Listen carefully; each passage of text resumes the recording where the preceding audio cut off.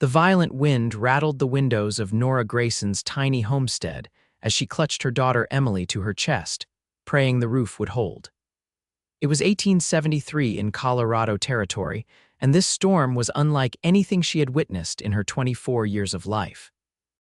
The once peaceful ranch that she and her late husband Thomas had built 3 years ago was now groaning under the assault of nature's fury.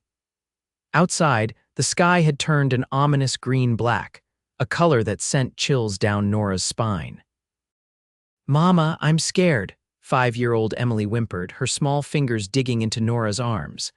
"Hush now, little one," Nora whispered, trying to keep her voice steady. "Remember what your pa used to say, storms come and go, but Graysons stand tall." The words caught in her throat as she thought of Thomas, taken by fever just 6 months prior, leaving her to manage their small cattle ranch alone. A deafening crack split the air as the front window shattered, sending glass shards across the wooden floor. Nora reacted instantly, covering Emily with her body and moving them both beneath the sturdy oak table. The wind howled through the broken window, sending papers and small objects flying around the room. "We need to get to the root cellar," Nora decided, her mind racing. "When I count to 3, we run, you understand," Emily nodded, her blue eyes wide with fear but trusting. 1, 2, 3, they dashed across the room toward the trapdoor in the kitchen floor. Nora yanked it open and helped Emily down the ladder before following quickly, pulling the heavy door shut above them. The darkness of the cellar enveloped them, broken only by the faint light of the lantern Nora managed to grab. Above them, the storm's wrath intensified. The sounds were terrifying: wood splintering, glass breaking, the lowing of frightened cattle in the distance. Nora held Emily close, whispering stories and singing soft lullabies to drown out the destruction happening above. Hours passed, or perhaps it was minutes, time lost meaning as they huddled together in the earthen cellar. Eventually, the roaring wind subsided to a whisper, and an eerie silence took its place. "Is it over, Mama?" Emily asked, her small voice echoing in the confined space. "I think so, sweetheart. Stay here while I check." Nora climbed the ladder cautiously and pushed against the trapdoor. It wouldn't budge. She pushed harder, using all her strength until it gave way suddenly, allowing a shower of debris to fall around her. Pulling herself up, Nora emerged into a world she no longer recognized. The roof was gone. The walls had collapsed. Their home, the home Thomas had built with his own hands, was nothing more than scattered timber and broken dreams. In the distance, where the barn and cattle pens had stood, there was only empty space. Nora stood amid the destruction, a hand covering her mouth to stifle the sob that threatened to escape. Everything they had worked for, everything she had planned to pass on to Emily, was gone. "Mama." Emily's voice came from below. "Can I come up now?" Nora quickly composed herself. "No, darling, stay there a moment longer." She scrambled through the debris, collecting what few possessions remained intact: a family Bible, a tarnished silver locket with Thomas's likeness, a small box containing their meager savings. After helping Emily from the cellar, Nora wrapped her daughter in a quilt she'd salvaged and surveyed the devastation more thoroughly. Their cattle were gone, either dead or scattered. The barn had vanished entirely. Even the sturdy maple tree where Thomas had hung a swing for Emily had been uprooted. "Where will we sleep tonight?"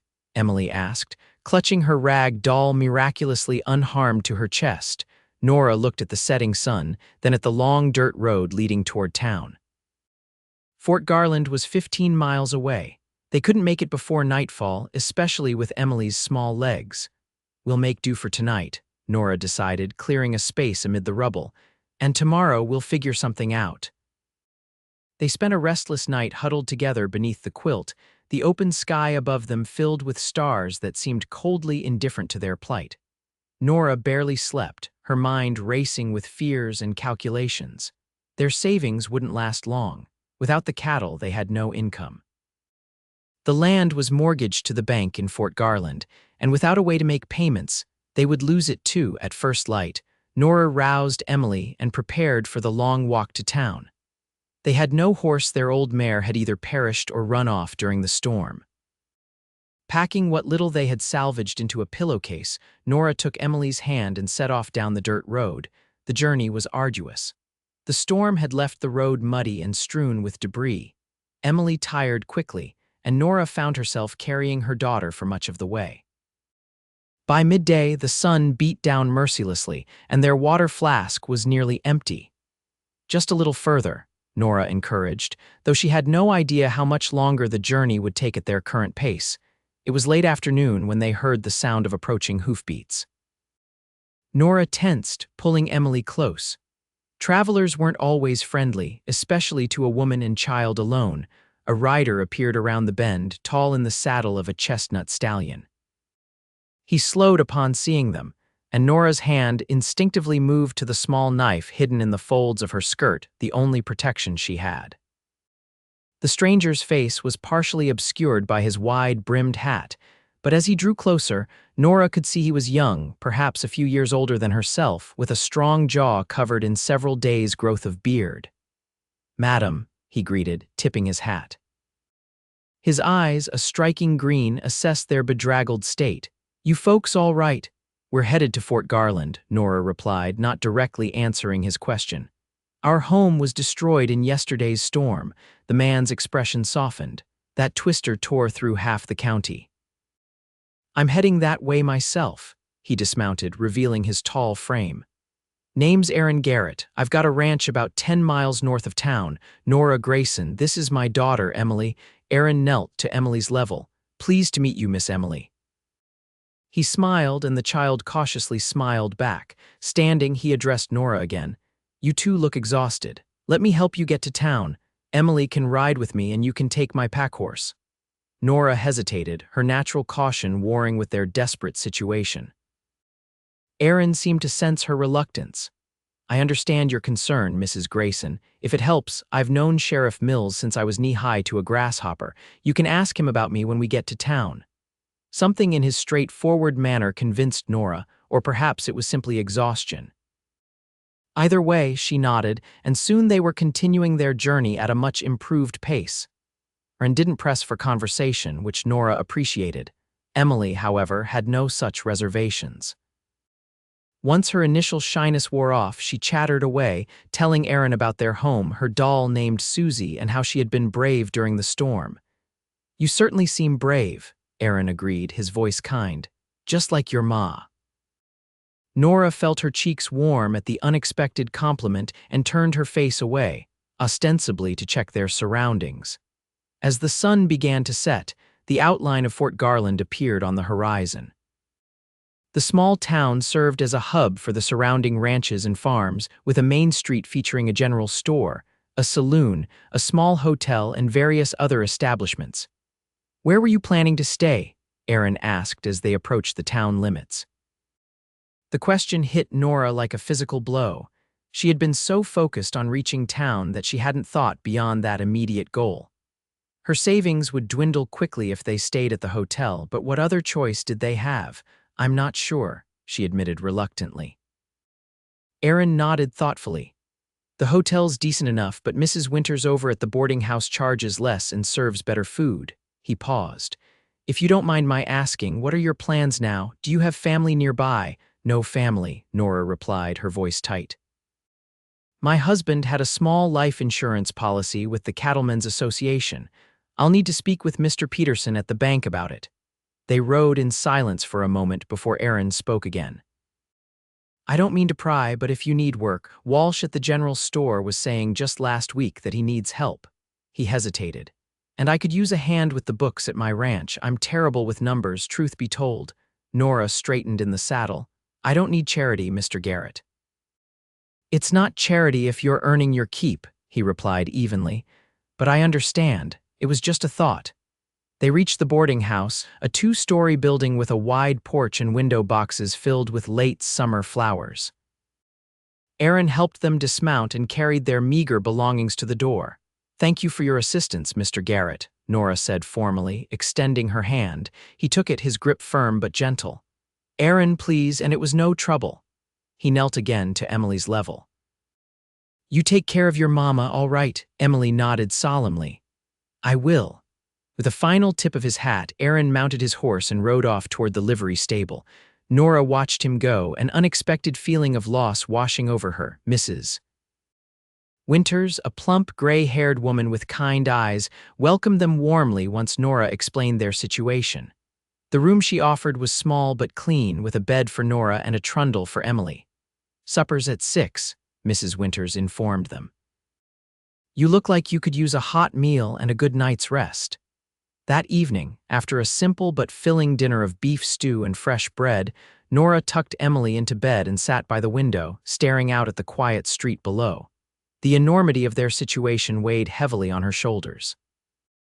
They were essentially homeless, with few resources and fewer options. The insurance money would help, but it wouldn't be enough to rebuild, especially with the mortgage payments still due. She could look for work in town, but wages were low, and she'd need to find someone to watch Emily during the day. Nora's thoughts drifted to Aaron Garrett. There had been something reassuring about his presence, a steadiness that reminded her of Thomas. The offer of work had been tempting, more so than she wanted to admit. With a sigh, Nora closed the curtains and prepared for bed. Tomorrow she would visit the bank and assess their financial situation. Then she could make decisions. Morning came too soon. After a breakfast of eggs and bacon, Nora left Emily in Mrs. Winters' care and headed to the Fort Garland Bank and Trust. The building was imposing, with tall windows and a heavy oak door.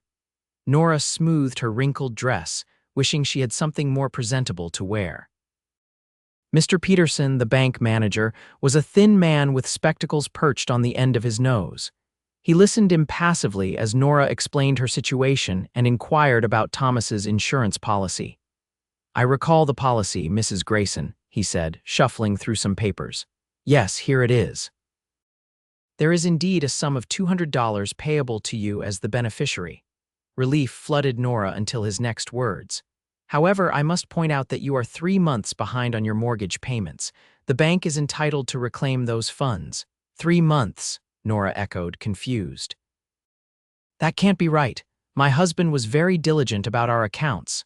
Mr. Peterson's expression remained unmoved. "I'm afraid the records are quite clear.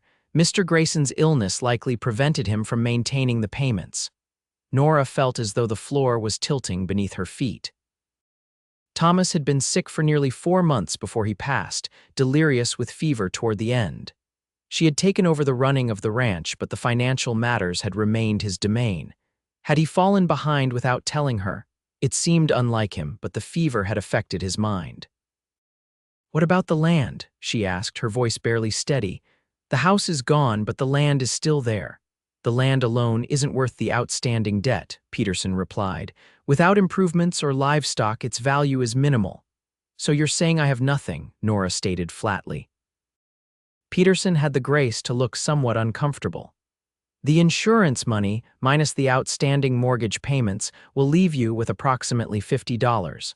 My advice would be to use it to secure passage back east, perhaps to family who could assist you." "I have no family," Nora repeated, the words becoming a bitter refrain. "And this is our home, Emily's and mine. We're not leaving." Leaving the bank, Nora walked aimlessly down the main street, her mind racing. $50 wouldn't get them far.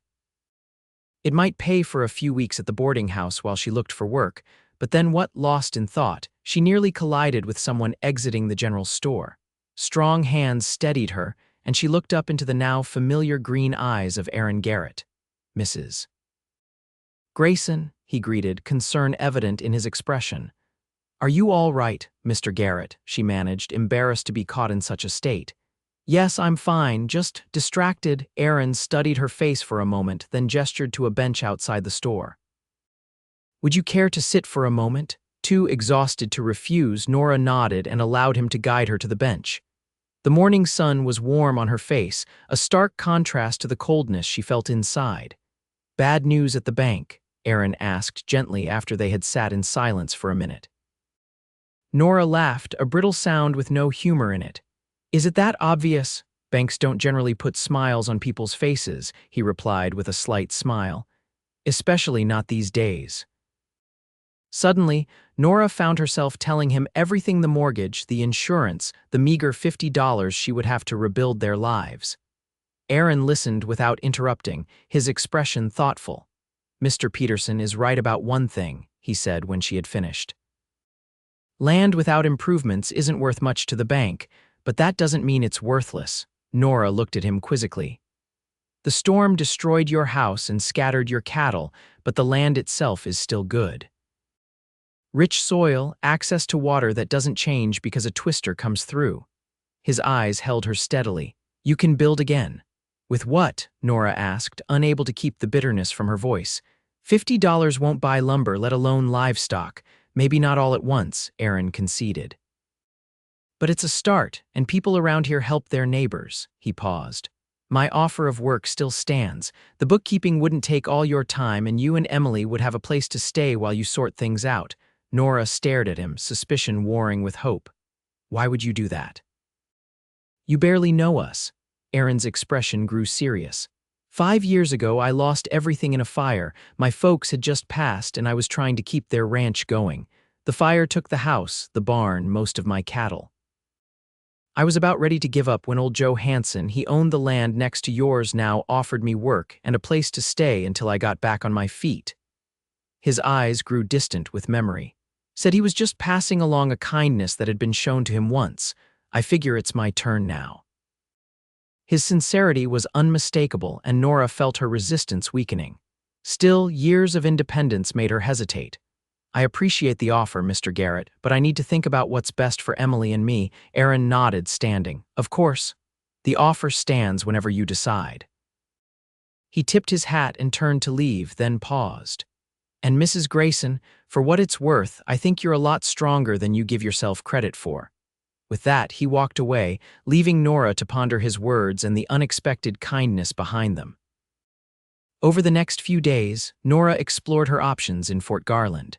She inquired at the general store, as Aaron had suggested, but Mr. Walsh had already hired someone. The saloon was hiring serving girls, but Nora balked at the idea of working in such an environment. The hotel needed a laundress, but the pay was minimal and the work backbreaking. By the end of the week, as their funds dwindled paying for room and board, Nora found herself walking toward the livery stable where she knew Aaron kept his horse when in town. The stable boy directed her to a man brushing down the chestnut stallion she recognized from their first meeting.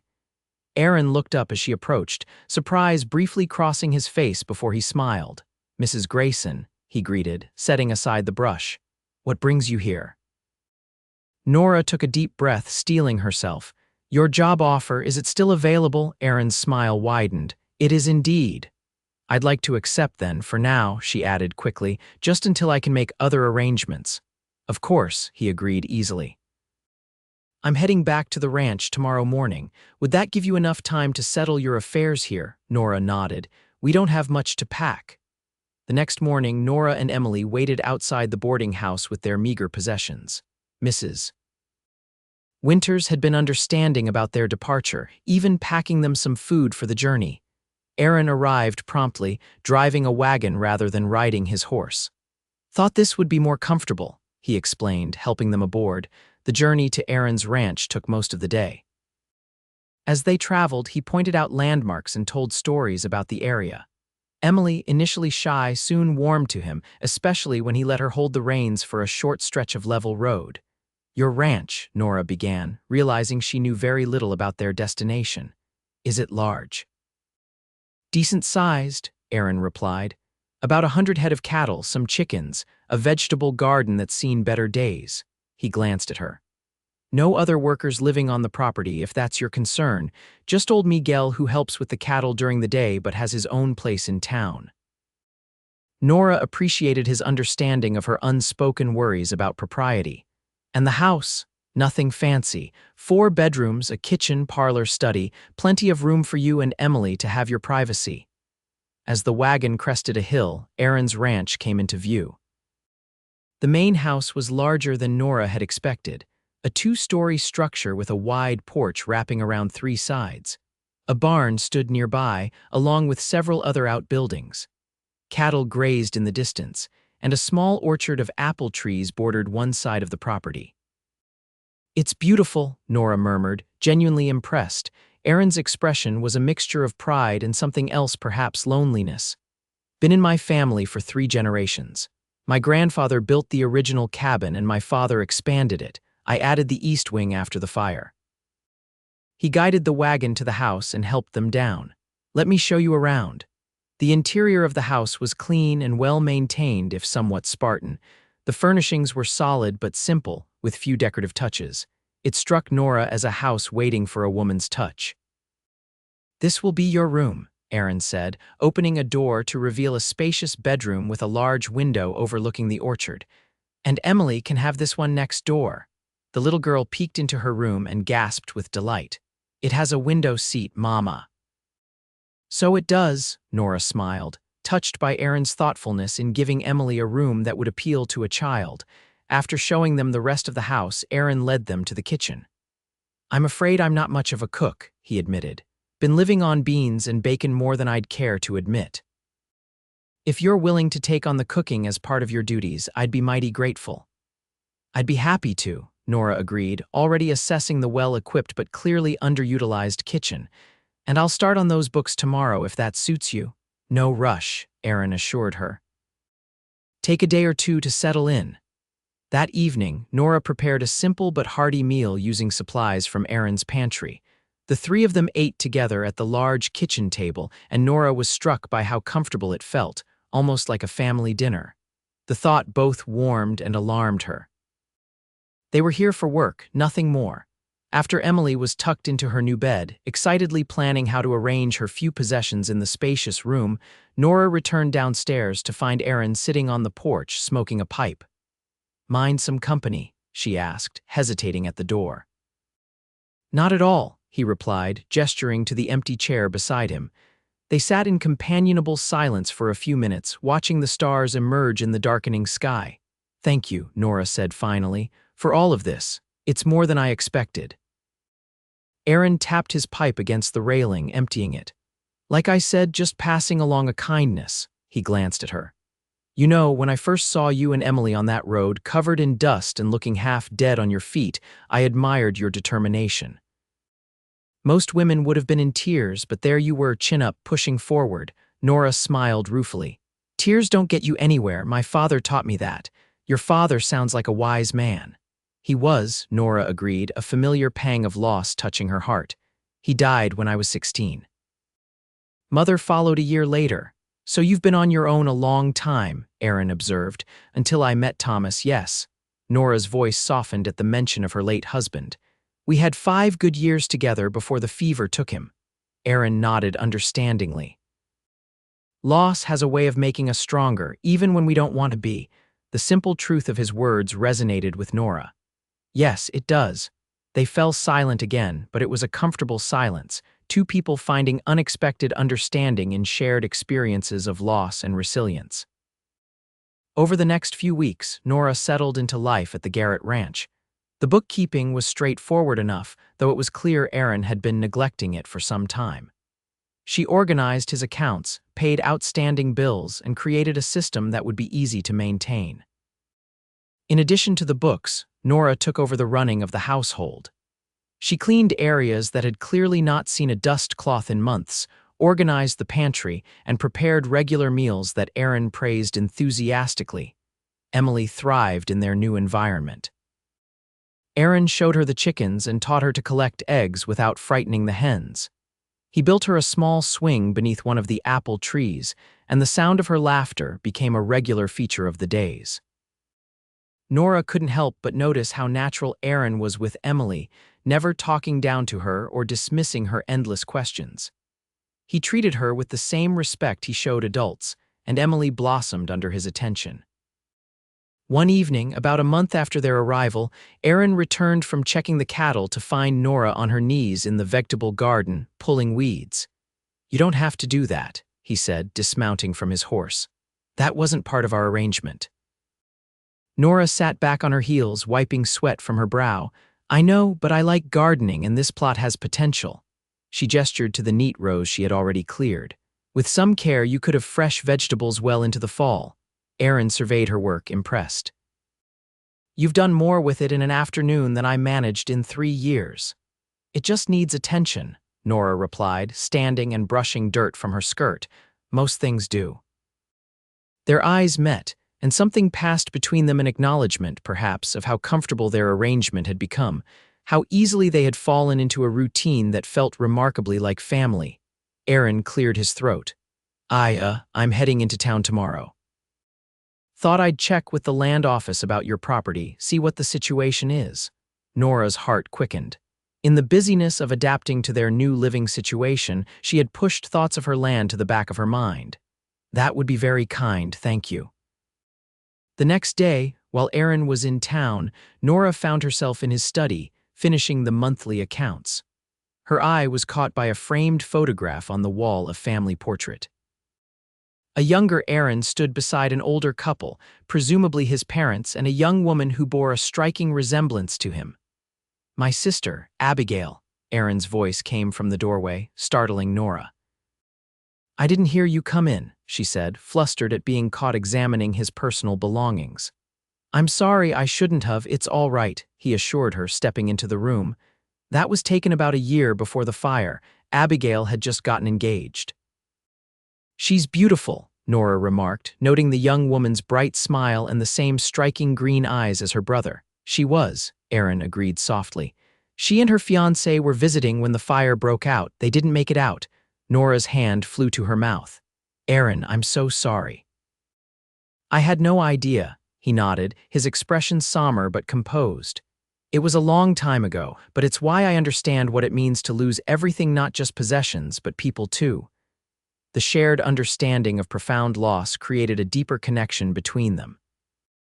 Nora found herself reaching out to touch his arm in a gesture of comfort, and he covered her hand with his own briefly before they both stepped back, suddenly aware of the impropriety. "Did you learn anything about my land?" Nora asked, changing the subject. Aaron's expression brightened. "As a matter of fact, I did. The bank hasn't officially foreclosed yet. You have a 3-month grace period from the time of the last payment before they can take legal action." Hope surged in Nora's chest. "So I still own it. For now, yes. But you'd need to make a payment soon to maintain ownership." He hesitated. "I also spoke with Sheriff Mills about the storm damage in the area. Several ranchers lost buildings, but most of the cattle that scattered have been rounded up. There's a chance some of yours might have joined other herds." "Even if they did, I have no way to prove ownership," Nora pointed out, practicality tempering her hope. "Most of our cattle were branded, but without the resources to claim them." "One step at a time," Aaron advised. "First, let's secure your land. The payment due is $30. If you're agreeable, I'd like to advance you that amount against future work." Nora stared at him, torn between gratitude and pride. "That's very generous, but it's not charity," he interrupted gently. "You've already earned it with the work you've done here. The books are in better shape than they've been in years, and the house." He gestured around them. "Well, it hasn't felt like a home in a long time until now." The sincerity in his voice broke through Nora's reservations. "Thank you, Aaron, I accept." The next day, they rode into town together to make the payment at the bank. Mr. Peterson seemed surprised to see Nora again, and even more surprised when she presented the $30 for her mortgage payment. "This will keep the account current for another month, Mrs. Grayson," he informed her, making a notation in his ledger. "But without a regular income, I fear you're only delaying the inevitable." "My circumstances have improved, Mr. Peterson," Nora replied with more confidence than she felt. "I anticipate being able to make the next payment as well." Outside the bank, Nora felt a weight lift from her shoulders. One problem solved, temporarily at least. "Progress is progress," Aaron remarked. "Now, how about we visit your land? I'd like to see what we're dealing with." The journey to Nora's property was bittersweet. As they approached, Nora felt a knot form in her stomach at the sight of the devastation that still marked the landscape. The rubble of her home had been scattered further by subsequent winds, and weeds had already begun to reclaim the yard. Aaron helped her down from the wagon and stood quietly beside her as she surveyed what remained of her former life. "It looks worse than I remembered," she admitted, picking up a splintered piece of wood that might once have been part of Emily's bed. "Land's still good," Aaron observed, kneeling to examine the soil. "Water source is intact, foundation of the house looks salvageable." He stood, brushing dirt from his hands. "It's not as bad as you might think." Nora looked at him incredulously. "The house is gone, the barn is gone. The cattle are gone. How is that not bad?" Aaron's expression remained calm. "I didn't say it wasn't bad. I said it wasn't as bad as you might think. The fundamentals are still here. We can build again." "We," Nora echoed, catching the pronoun. Aaron met her gaze steadily. "If you'll allow it, yes. I've got lumber that's been seasoning for an addition I never built. Miguel's brother is a skilled carpenter. Between us, we could get a small cabin up before the first snow." Nora was speechless, overwhelmed by his offer. "Why?" she finally managed. "Why would you do all this?" Aaron stepped closer, his expression serious. "Because I've been where you are, and I know what it means to have someone believe in your ability to start over.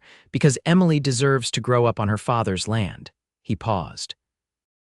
"And because I've come to care for both of you, more than I expected to."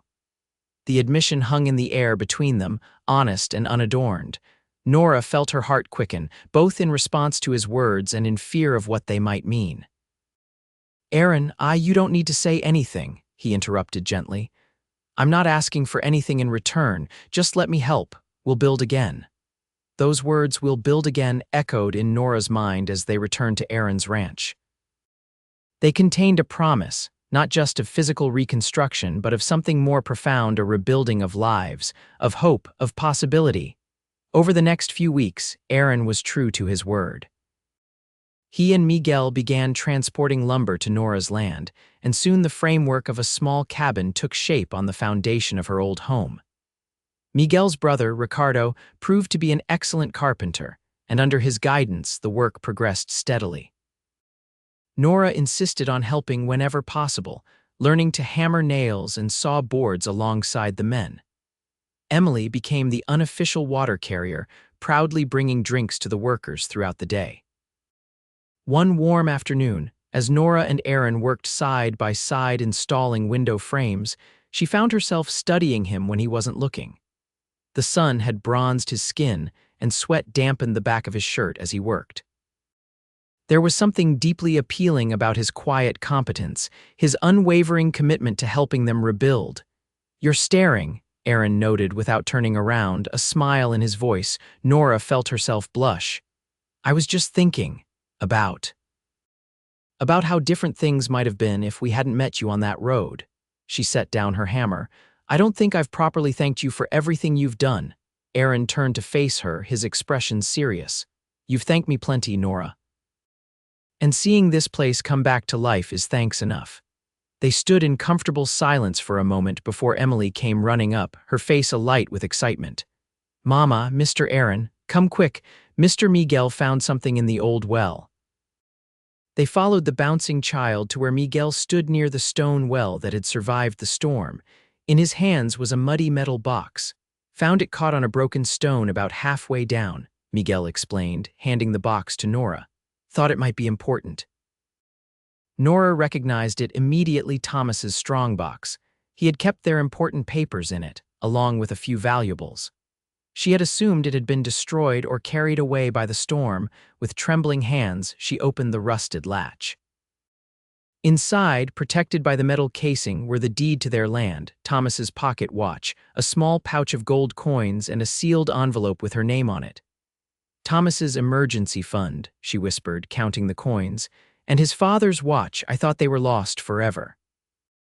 Aaron squeezed her shoulder gently. "Seems like the land wanted to give something back to you." That evening, after they had returned to Aaron's ranch and Emily was asleep, Nora sat on the porch and carefully opened the letter from her husband. The familiar handwriting brought tears to her eyes. "My dearest Nora," it began. "If you are reading this, then I am gone, and you have found my contingency. I have kept this small reserve separate from our regular funds as a safeguard against unforeseen hardship. Use it wisely, my love. Know that my greatest joy was the life we built together and the daughter we created. Whatever challenges you face, remember that you possess the strength to overcome them. All my love, Thomas." Tears flowed freely down Nora's cheeks as she clutched the letter to her chest. It was as if Thomas had reached across the divide of death to offer one final act of protection and love. Aaron found her there, quietly weeping, and sat beside her without speaking. Eventually, Nora wiped her eyes and handed him the letter. "He prepared for this," she said softly as Aaron read. "Even when he was sick, he was thinking of our future." "He sounds like a good man," Aaron remarked, returning the letter. "He was," Nora agreed. "The best I've known." She looked at Aaron, studying his profile in the moonlight, "until recently." Their eyes met, and in that moment, something shifted between them. Aaron reached out slowly, giving her time to pull away, and brushed a tear from her cheek with his thumb. "Nora," he began, his voice low and earnest, "I know it's too soon, and I know you're still healing. But I need you to know that what I feel for you and Emily isn't just neighborly kindness. It's deeper than that." Nora's heart raced. Part of her wanted to retreat, to hide behind her grief and the safety of their current arrangement. But another part, a stronger part, recognized the rare gift being offered. "It's not too soon," she whispered. "Thomas wouldn't want me to be alone. He wouldn't want Emily to grow up without a father's love." Aaron's expression softened, hope kindling in his eyes. "I'm not trying to replace him." "I would never, I know," Nora interrupted, placing her hand over his. "That's one of the reasons I've grown to care for you. You honor what was without being afraid of what could be." Slowly, giving her every opportunity to withdraw, Aaron leaned forward and brushed his lips against hers in a kiss so gentle it was barely more than a whisper. When he pulled back, the question in his eyes was clear. Nora answered by leaning forward and kissing him again, more firmly this time. His arms encircled her, strong and secure, and for the first time since the storm, she felt truly safe. The cabin on Nora's land was completed just as the first leaves began to turn. It was smaller than her original home but solidly built, with 2 bedrooms, a kitchen, and a small parlor. Aaron had insisted on adding a covered porch, remembering how much Nora enjoyed sitting outside in the evenings. The day it was finished, they all stood before it, Nora, Emily, Aaron, Miguel, and Ricardo, admiring their handiwork. "It's perfect," Nora declared, her eyes shining with unshed tears. Emily tugged at her mother's skirt. "Can we stay here tonight, Mama?" Nora exchanged a glance with Aaron, whose expression was carefully neutral. They hadn't discussed what would happen once the cabin was complete. Would she and Emily move back to their land? Would their relationship continue? The questions hung unspoken between them. "Not tonight, sweetheart," Nora replied gently. "We need to bring furniture and supplies first. Speaking of which," Aaron interjected, "I've got a surprise for you both." He led them to the wagon, where something large was covered with a tarp. Pulling it back, he revealed a beautifully crafted oak table with 4 chairs. "Aaron," Nora gasped. "When did you make this?" He grinned, pleased by her reaction. "Evenings after you two were asleep, Ricardo gave me some pointers." He ran a hand along the smooth surface. "Every home needs a table where the family can gather." The word family wasn't lost on Nora. She looked from the table to Aaron, understanding the unspoken question in his gift. This wasn't just a piece of furniture, it was a vision of their future together. Emily, oblivious to the undercurrents, clapped her hands in delight. "It's beautiful. Can we eat supper on it tonight?" Aaron laughed. "Well, that depends on your mama and where you both plan to take your meals from now on." All eyes turned to Nora, who suddenly felt the weight of the decision before her. She looked at the cabin, her rightful home, the land Thomas had loved then at Aaron, whose steady presence had become essential to her happiness. "I think," she said slowly, "that this table would look finest in your dining room, Aaron, if that offer to stay on is still open." The joy that spread across his face was answer enough, but he stepped forward and took her hands in his. "It was never just an offer to stay on, Nora. Not for a while now." That evening, after a celebratory dinner at Aaron's ranch, their ranch, as he had begun to call it, Aaron asked Nora to walk with him in the orchard. The apple trees were heavy with fruit, their sweet scent filling the air as twilight descended. "I've been thinking," Aaron began, his voice unusually hesitant, "about the future, your future, Emily's future, our future, if that's something you might want." Nora's heart quickened. "What are you asking, Aaron?" He stopped walking and turned to face her, taking both her hands in his. "I'm asking if you would consider becoming my wife. I love you, Nora, and I love Emily as if she were my own. I know it hasn't been long, and if you need more time, I understand, but I wanted you to know where my heart stands." Tears welled in Nora's eyes, not of sorrow but of overwhelming joy. You rebuilt more than just a cabin, Aaron Garrett. You rebuilt my faith in the possibility of happiness. She squeezed his hands. Yes, I will marry you, not because I need a provider or protector, but because I love the man you are. Aaron's smile was radiant as he pulled her into his arms. Their kiss was deep and full of promise, sealing the commitment they had made to each other. As they walked back to the house hand in hand, Nora looked up at the stars emerging in the darkening sky. "What will we do with the cabin?" she asked. Aaron considered for a moment. "It's your land, Nora. We could rent it out or keep it as a place to stay when we're working that part of the range." He paused. "Or perhaps someday it might make a fine wedding gift for a daughter." Nora leaned against his shoulder, warmed by the thought of Emily grown, perhaps with siblings, their family expanding into the future. "I like that idea." They were married 2 weeks later in a small ceremony in Fort Garland.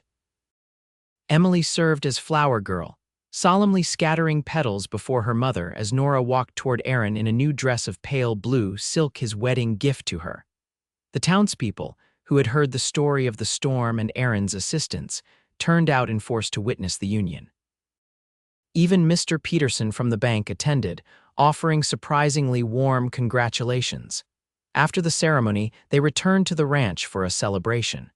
Tables were set up in the yard, laden with food contributed by neighbors and friends. Lanterns hung from the trees, casting a warm glow as dusk fell. As Nora watched Aaron twirl Emily around in an impromptu dance, her heart swelled with gratitude and love.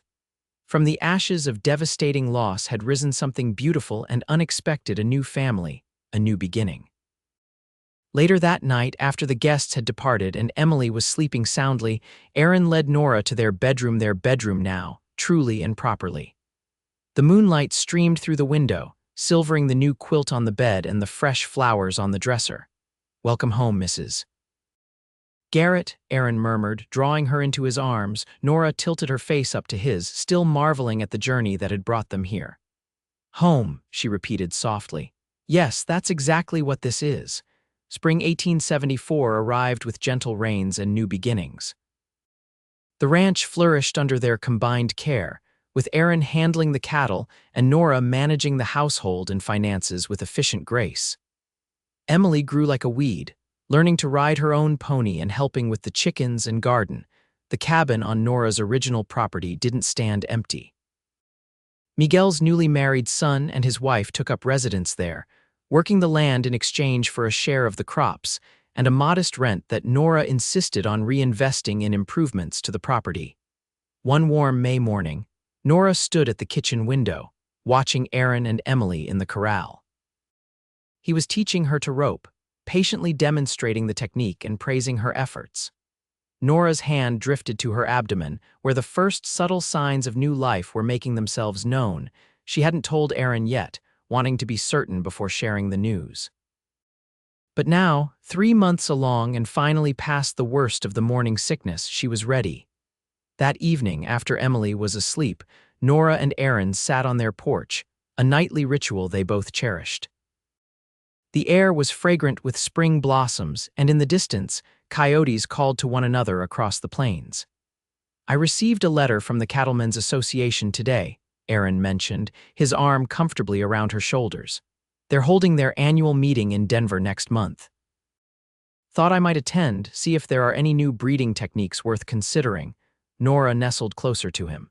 "That sounds like a good idea. Perhaps we could all go. Emily's never seen a city, and I think she's old enough now to appreciate the experience." "I'd like that," Aaron agreed, pressing a kiss to her temple. "Make it a family trip." "Speaking of family," Nora began, her heart fluttering with anticipation, "I have some news." Aaron turned to look at her, curiosity in his eyes. "What kind of news?" "The kind that usually arrives after about 9 months," she replied, unable to keep the smile from her face. For a moment, Aaron stared at her uncomprehendingly. Then understanding dawned, and his expression transformed into one of pure joy. "A baby, we're having a baby." Nora nodded, laughing as he pulled her into a fierce embrace. "In November, the doctor thinks."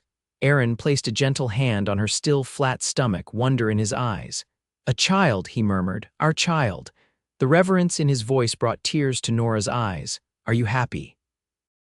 She asked, though the answer was written plainly on his face. Happy doesn't begin to describe it, he replied, kissing her deeply. When I found you and Emily on that road, I thought I was just being a good neighbor. I never imagined I was finding my future, my family. His voice grew husky with emotion. You've given me more than I ever dreamed possible, Nora. And you gave us a chance to rebuild when all seemed lost, she reminded him, tracing the beloved contours of his face. We've built something stronger than what was before, something that can withstand any storm. As if to underscore her words, a distant rumble of thunder sounded from the west. Aaron glanced at the horizon, where clouds were gathering, then back at his wife. Storm's coming, he observed. But we're ready for it, Nora nodded, thinking of all they had endured and all they had created together. Yes, she agreed, leaning into the security of his embrace. We certainly are. They stayed on the porch until the first heavy drops began to fall, watching the lightning illuminate the vast Colorado landscape. Unlike the destructive twister that had brought them together, this was a gentle, nourishing spring rain, the kind that brought new growth and possibility. Hand in hand, they went inside to their warm, sturdy home, the home they had built together. Not just with lumber and nails, but with love, perseverance, and the unshakable belief that from loss could come renewal, and from endings, the most beautiful of beginnings. As Nora drifted off to sleep that night, Aaron's protective arm around her and their unborn child safely nestled between them, she thought of that day on the road when he had first spoken the words that had given her hope. We'll build again. And they had built again not just a house, but a life, a family, a future. Together, on a crisp November morning, with the first snow of the season dusting the distant mountains, Nora gave birth to a healthy baby boy. Aaron paced the hallway until the midwife finally called him in to meet his son. He entered the bedroom to find Nora propped against the pillows, tired but radiant, cradling a small bundle wrapped in a soft blanket. Come meet your son, she invited, her voice filled with quiet joy. Aaron approached the bed almost reverently, sitting carefully beside his wife and peering at the tiny red face nestled in the blankets. He's perfect, he whispered, gently touching the downy head with one finger. Absolutely perfect. Would you like to hold him? Nora asked, already knowing the answer with careful hands. Aaron took his son into his arms, marveling at how small and yet how complete he was, from the miniature fingers to the delicate curve of his ears. What shall we name him? He asked, unable to take his eyes off the newborn. Nora had been considering this question for months. I was thinking Thomas after my first husband, she said tentatively, but only if you're comfortable with that. Aaron's eyes met hers, filled with understanding and love. Thomas is a fine name, he agreed. Thomas Aaron Garrett. Are you sure? I'm sure, Aaron affirmed. It honors your past and our present, and this little one is the future we're building together. A knock at the door announced Emily, who had been waiting impatiently with a neighbor during the birth. She entered shyly, her eyes wide with curiosity and excitement. Come meet your brother, sweetheart, Nora called, patting the bed beside her. Emily climbed up and peered at the baby in Aaron's arms. He's so tiny, she observed. Was I that small?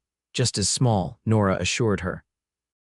Would you like to hold him? With Aaron's help, Emily took her position against the pillows and the baby was carefully placed in her arms.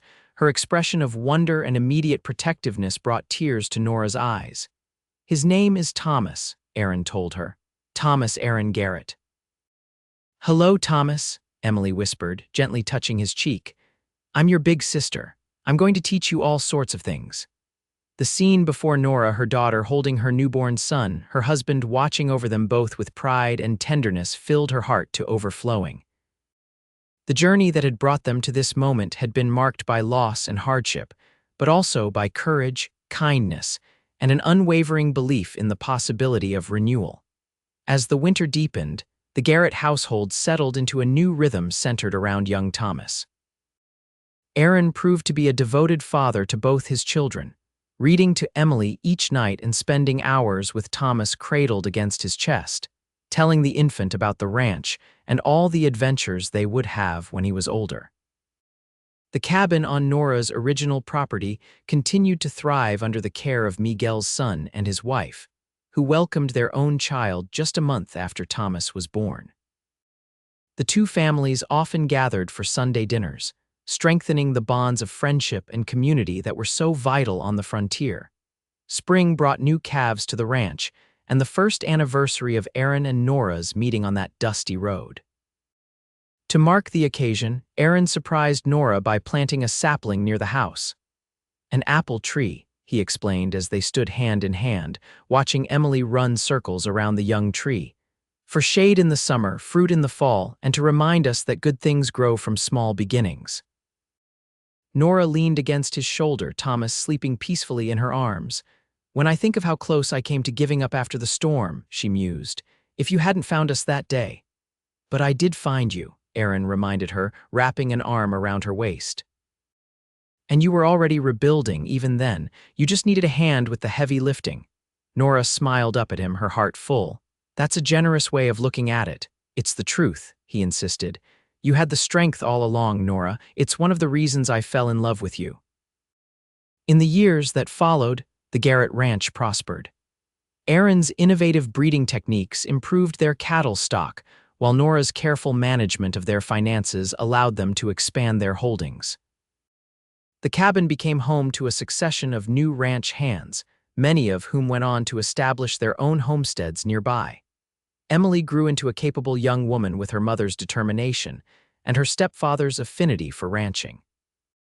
Thomas, sturdy and thoughtful, shadowed Aaron everywhere, absorbing knowledge of cattle and land management like a sponge.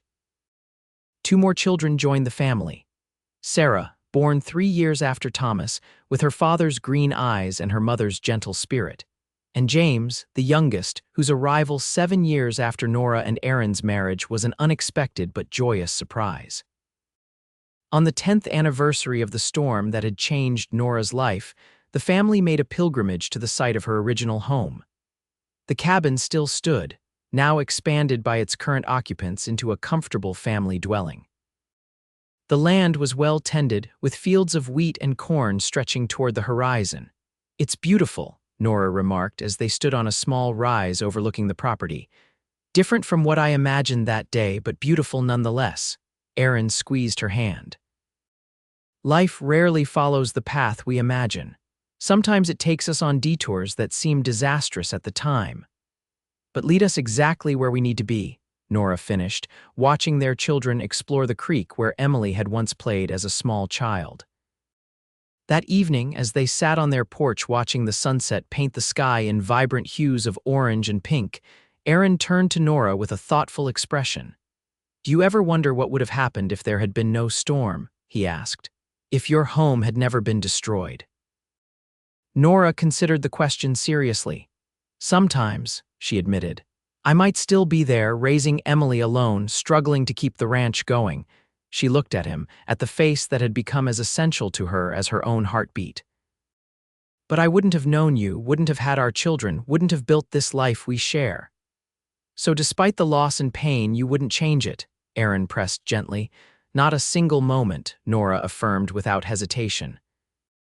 "The storm took everything I had, but it led me to everything I needed." She leaned against him, drawing comfort from his solid presence. "And when you said we'll build again, you gave me more than just hope for a new house. You gave me hope for a new beginning." Aaron kissed the top of her head, his arms encircling her in the embrace that had become her safest haven. "And we did build, didn't we? Not just structures, but a family, a legacy." "Yes," Nora agreed, watching as their children chased fireflies in the gathering dusk, their laughter carrying on the evening breeze. "We built something that will last long after we're gone." In that moment, surrounded by the fruits of their shared labor, their home, their land, their children, Nora felt a sense of completion that transcended the hardships of the past. The storm that had once seemed like the end of everything had, in fact, been just the beginning. As stars began to appear in the darkening sky, Nora thought of something her father had once told her, that the strongest structures aren't those that never face storms, but those that are rebuilt afterward, with knowledge of what they must withstand. She and Aaron had built such a structure in their home, in their family, in the love they shared. It was strong enough to weather any storm, resilient enough to bend without breaking, and expansive enough to shelter generations to come. And as they gathered their sleepy children and made their way inside, Nora knew with absolute certainty that this life, this love, this family was the greatest rebuilding of all.